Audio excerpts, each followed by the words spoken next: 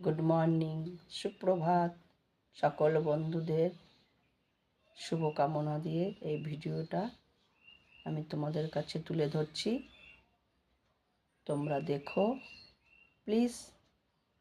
তোমাদের কাছে আমি রিকোয়েস্ট করছি, তোমরা দেখে শেয়ার, কমেন্ট এবং সাবস্ক্রাইব করো, যাতে আমি এইভাবে আমার গোপালের পুজো তোমাদের নিত্য দেখাতে পারি। তার কৃপা তোমরা করো। তোমরা আমার সহায় থাকলে আমি এই ছোট্ট ছোট্ট ভিডিওগুলো তোমাদেরকে তুলে ধরবো।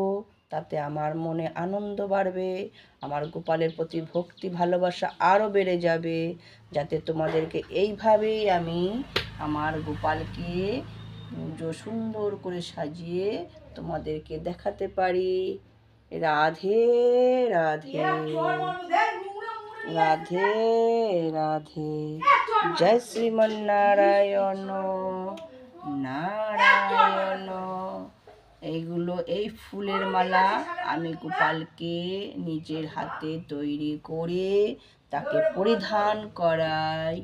দেখো বন্ধুরা, বাজার থেকে তো অনেকেই মালা কিনে নিয়ে আসে, কিন্তু আমি সেটা করি না। আমি আমার নিজের হাতেই গোপালকে সুন্দর করে সাজাতে আমার খুব ভালো লাগে।